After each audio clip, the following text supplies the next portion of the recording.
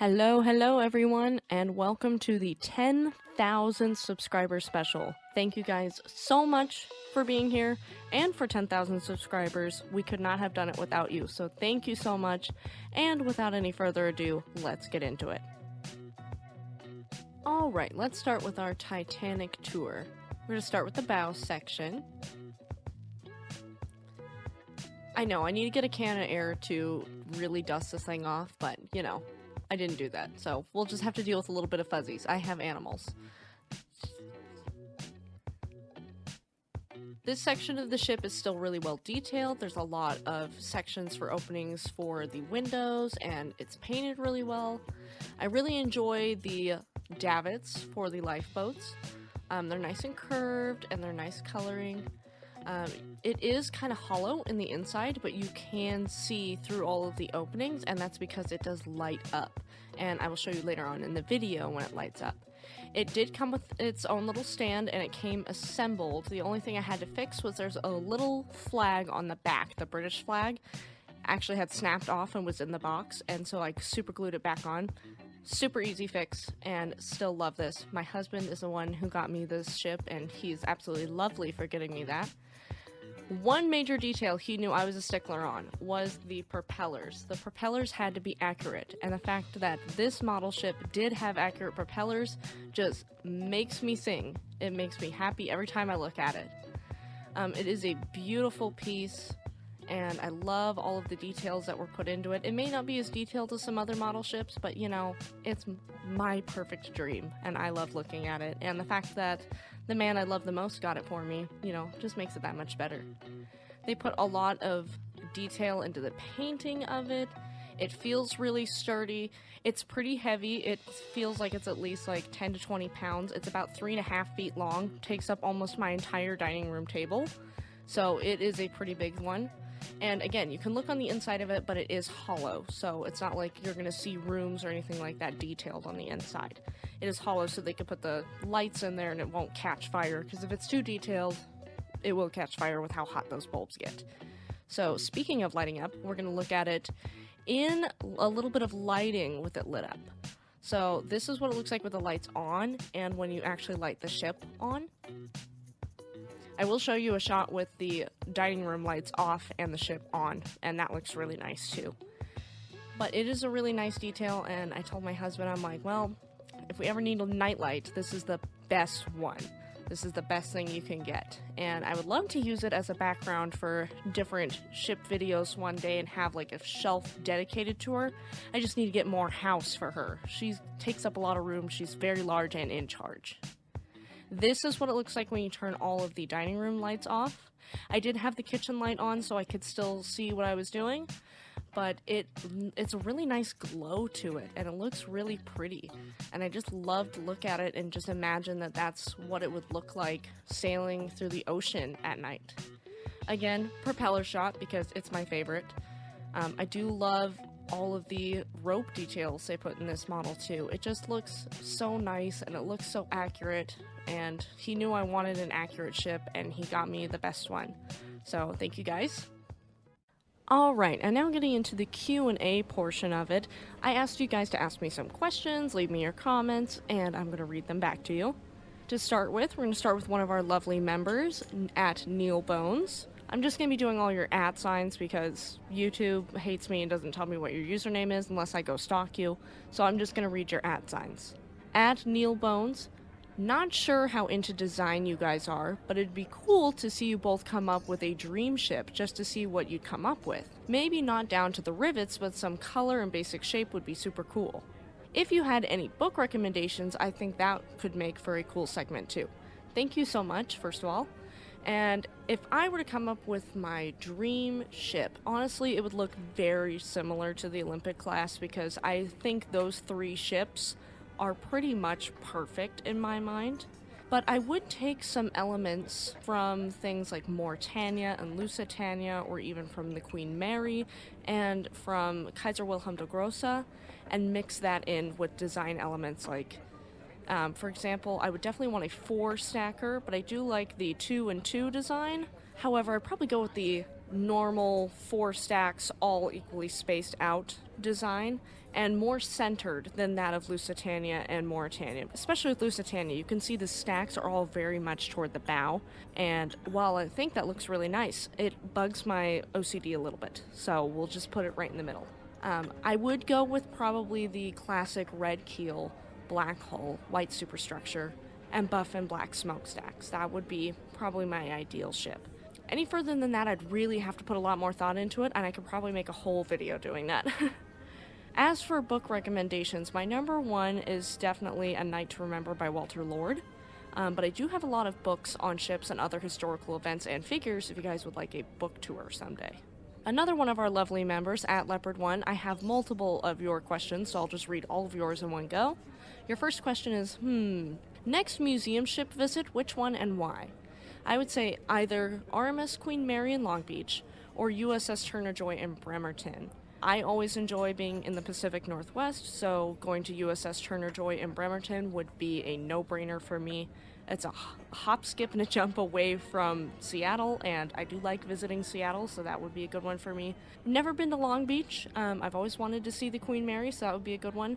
I honestly haven't seen a ton of museum ships with my own eyes. I've seen two, I believe. I've seen the USS Missouri and USS Bowfin, the submarine that's right next to USS Missouri in Pearl Harbor. So those are the museum ships I have seen with my own eyes. At Leopard1 also asked, here is a question for you, Eleanor.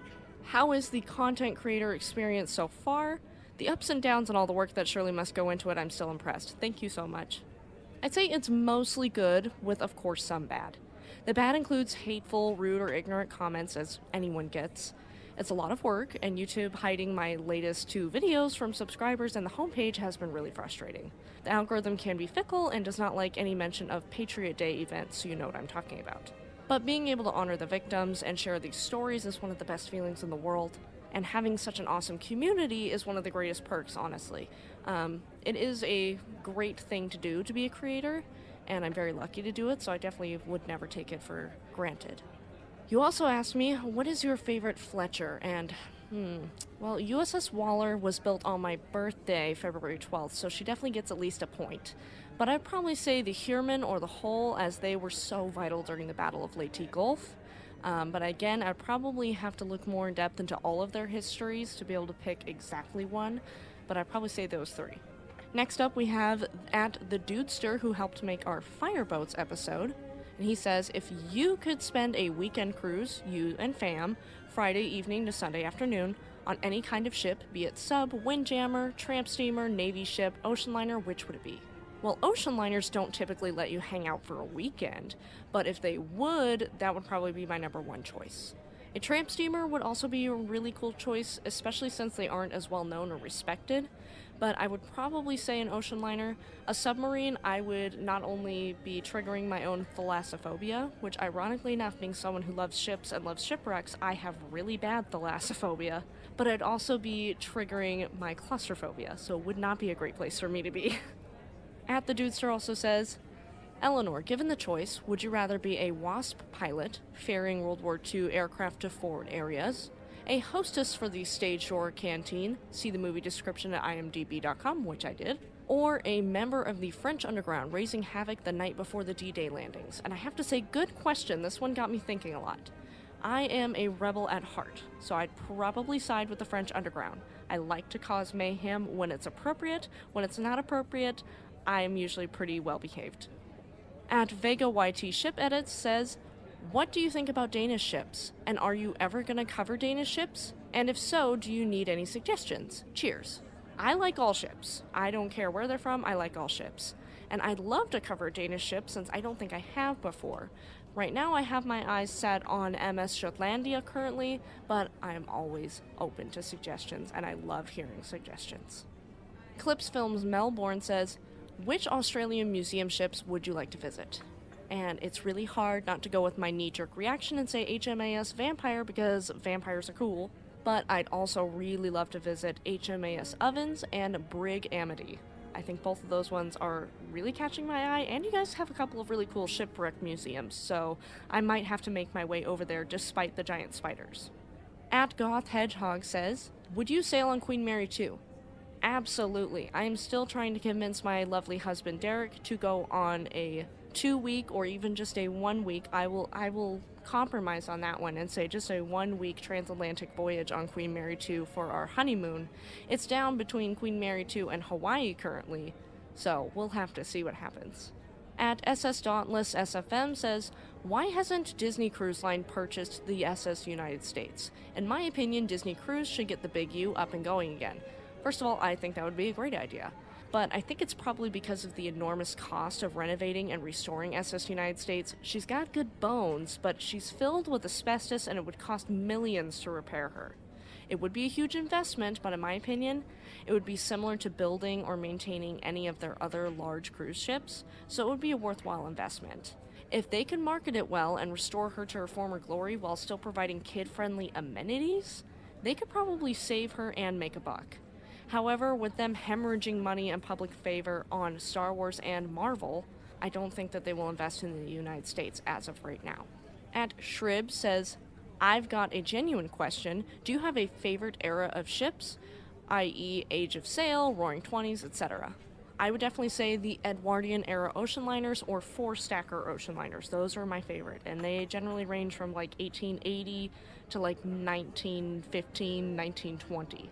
At Samilton Adventure says, if you were to design a ship to your own specification, would you draw influence from other ships, or would you avoid trying to emulate anything that went before? Good question. I would definitely draw from the past because I think ships from back then were so much more attractive. My own design would feature updated safety recommendations and features, of course, but I would choose for it to look like a classic four-stacker ocean liner. You know, there would still be amenities like a movie theater, a bar, that kind of deal, you know. Plenty of things for the family to do. I wouldn't want water slides because that kind of makes it look tacky on the outside. Sorry, Carnival. But you know, like a swimming pool or two would be fine. And, you know, there could still be fun things to do, but it just wouldn't be this big thing with a giant air draft and no water draft, because that makes me nervous. At Sea Travels Aviation says, questions. If you were to make your own shipping company, what would you name it and do? Cruising, ferry transport, cargo shipments, etc. If you saved the iconic SS United States, what would you do with it? And what was your most memorable cruise experience? Okay, so we'll start with your first question, which is if I were to make my own shipping company, what would I name it and do? I would probably call it the Sunday Line. I know, ironically enough, and I'd probably have it be ro-ro ferries or passenger transport, because I have to be realistic. I can't just say I want to do transatlantic passenger trade when that's not profitable. I'd probably still do passenger transport like ro-ro ferries or some cruising. If I were to save the iconic SS United States, what would I do with it? Well, I would add it to my fleet, of course, wouldn't I?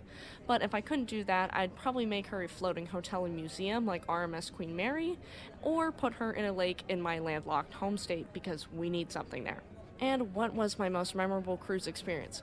This is going to floor a lot of you, but sadly, I've never been on a cruise. The only ships I've been on have been, you know, USS Missouri and USS Beaufort, which is a submarine. So any other thing I've been on has been like a catamaran or a boat.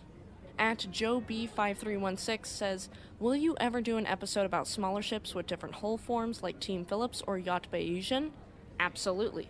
I love ships of all shapes and sizes, and I love ships that have lesser known stories, so definitely. At Nathaniel Patterson RC9DQ says, have you thought of doing a video on the Francis Scott Key Bridge collapse? I realize it happened months ago, so there's still a lot of information we still have yet to find out, but it would still make a great video.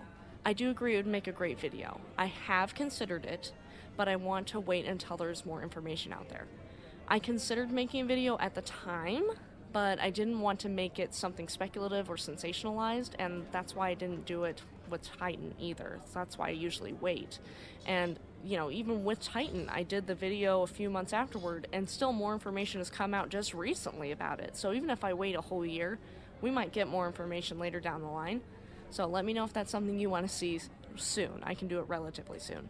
At Abstracts1027 says, boat. Yes, boat is good. Good boat. Add a bit of yelling. You sunk my battleship. Yeah, I got nothing. Or do I? What's your opinion on aircraft carriers of the World War II era? If you could sail on any vessel of any era, what ship and why? If you could meet any captain of any ship, who and why? What's your take on ships being absolutely gigantic? Small ship or big ship, what's the better choice? And for my last question, coffee or tea? Love the questions, and I love that you've been here for so long. Thank you so much for being a supporter for such a long time. So, the answer to your first one, I think that aircraft carriers of World War II were honestly the peak of aircraft carriers, because that's when there were so many of them. We had just discovered that aircraft do so much, and they just looked so cool back then. They really haven't shifted much design-wise when you just look at them, but they've changed a lot technologically. If I could sail on any vessel of any era, what would it be? Well, knee-jerk reaction, definitely say Titanic, because that's the ship that got me into ships. Then I'd probably say either RMS Olympic or RMS Mauritania, since those three are probably my favorites of the Edwardian era. MS Achille Lauro would be another one on my list, because she's also one of my favorites. If I could meet any captain of any ship, who and why, this one's going to be a pretty interesting answer. I'd want to meet Captain Scatino of Costa Concordia, because I would want to ask him what gives him the right to endanger the lives of so many people just so he could step out on his marriage and show off. What's my take on ships being absolutely gigantic? I'd say the size of the ship doesn't worry me so much. What worries me is seeing so much of the air draft versus water draft issues. I've seen a couple of videos here on YouTube by a couple different creators that are actually, sailors and have knowledge in this area say that the cruise ships that have just such large air drafts and not a lot of water underneath them can be a little less stable looking, and that makes me nervous too, because to me it just looks like a bath toy bobbing around in the sea. I wouldn't want to be on one of those things and then it flip and we find out that they're not really that stable, and trust me, if it were to do it, it would be when I was on that ship. Small ship or big ship, what's the better choice? I would say if you suffer from anxiety, I think a smaller ship would be more comforting, though a larger ship would have better amenities. Either way, you are at the mercy of the water, so the size really doesn't matter. If it's going to go down, it's going to go down. And your last question, coffee or tea? I am a coffee girl for sure. I've never been a tea drinker. I am a iced coffee girl. Give me a hot coffee, as long as you put creamer in it, I will drink it, but most of the time I'm an iced coffee person. At Thesh8101 says, how long do you think a ship has to be sunk before archaeological study, not treasure hunters pillaging but rigorous academic studies, is okay, or is it always a grave and should never be touched? I don't think there's really a timeline. I think it depends upon the tragedy. I think archaeological studies that aren't disruptive are totally okay at any time. Taking artifacts is a difficult thing that I struggle with. The educational value is incalculable, and I saw Titanic's artifacts and that meant a lot to me, and it changed the way I looked at the wreckage, so it does matter. But I understand why so many see it as disrespectful of the dead, because that was their things and it feels weird to pull it up. If there are no victims, I really don't see a problem with taking artifacts out. I think it really just depends upon how public opinion is. If public opinion is really negative with it, I would say wait. But it's archaeological study, it's educational. I don't think there's really anything wrong with wanting to further your education and understand why something happened. At the Saxman 23 says, any plans to do any YouTube collabs? Would really love to see you do something with Sam from Historic Travels. Thank you so much for that. I do have plans to collab with other channels, namely Old Shipping Lines. However, I would love to do more collaborations in the future. Happy Green Hedgehog says, do you have a favorite class of battleship? I'd probably say the Yamato class. At Lucas Reed 1743 says, what is your favorite warship? HMT Olympic, duh. Just kidding. Out of real warships, we're going to say Musashi. At John Chow says, do you think that, quote, sunken ships are good for marine life / artificial reefs? Idea is a little too convenient for navies with useless ships that are too expensive to scrap? I would say it is convenient, but there is research that shows that it does help repair coral reefs in the long run, so I'd say their logic is pretty sound there. At JShips46 says, out of all the ship videos you've made, which one was your favorite to research? What is your favorite cargo ship? Do you think if Britannic made it out of World War I, she would make it into World War II like Aquitania? Happy 10K, you deserve it. Thank you so much, I appreciate that. Out of all the videos I've made, my favorite one to research was MS Achille Lauro. That one to me is my crowning achievement when it comes to research, the entertainment value that the video has editing-wise. That is still probably my favorite video I've ever made. What is your favorite cargo ship? I would say SS Noronic or the Liberty ships of World War II, which we'll have to cover those pretty soon. Do you think if Britannic made it out of World War I, she would have made it to World War II like Aquitania? I'd say maybe, but I think more than likely not. I think she probably would have been scrapped with Olympic because they were White Star Line ships, not Cunard ships, and it was primarily Cunard that had the largest shareholdings within the Cunard White Star Line combined company. So I do think that it would probably have been scrapped with Olympic. At Martin C. Horowitz says, what is your favorite ship that you have been aboard? I'd probably say, since I haven't been aboard very many, USS Missouri. It was very large and in charge. At Ocean Channel Production says, what is your favorite other ship YouTuber, winky face? I would have to say I love this whole community because all of us provide something different to the audience, and we all do something different. We all present information differently. We all research differently. So I'd say the whole community, but when I personally watch ship content, I tend to gravitate more toward Bright Suns films or nautical study. At There Is Some Cool Stuff, one of our lovely patrons has said, what event or info made a 20-something woman seek this hobby? How much time do you take to make these awesome videos? Does your husband help you with the videos? What's your goal for the channel? There you go, E. Thank you so much, my friend. It's so good to see you. So the event or info that made a 20-something-year-old seek out this hobby, first of all, was RMS Titanic, because she is the ship that got me into everything. But how I really decided to make videos and start Shipwreck Sunday itself, I was looking for a video on SS La Bourgogne, and at the time there really wasn't any out there in 2022, early 2022. I was just like, I want to know more about this ship, and I'm sure other people do too, and I like watching videos on them. Why don't I just make them? So I decided to make what I wanted to see. How much time do you take to make these awesome videos? It's a full-time job at this point, roughly about 50 hours a week, especially with 2 videos a week, because there's script writing, researching, making thumbnails, editing, recording, all of that. Does your husband help you with the videos? He doesn't help create the videos or help research, but he does help me choose thumbnails. So I'll create a thumbnail, and he's usually, I call him my test audience. I'll have him sit on the couch far away from my computer and look at the thumbnail and tell me if the font is big enough, if he can read it, which one he likes better, and he picks the top 3. Then I put it into the system, and they'll show you one of the 3. What's my goal for the channel? My goal is to continue to foster a loving community that celebrates ships and honors the victims of the tragedies, while also bringing lesser-known stories to light, like fireboats. Fireboats was something that really wasn't around on YouTube as much. You know, more people are focused on ocean liners, and ocean liners are great, and I love celebrating them, and of course they're probably one of my favorites.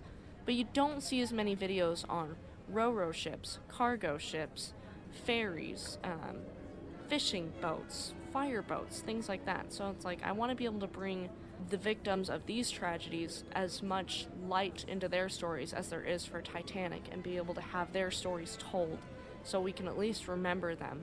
Because I don't want them to just become another number, another statistic. I want them to be remembered as real people. So that's my main goal. Well, that is all of your lovely questions. Thank you guys so much for asking so many interesting questions and giving me lots to think about, lots to talk about.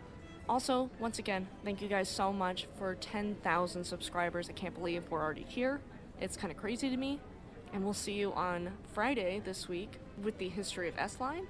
And I will see you on Sunday with the building of MS Estonia. Thank you guys so much. Take care.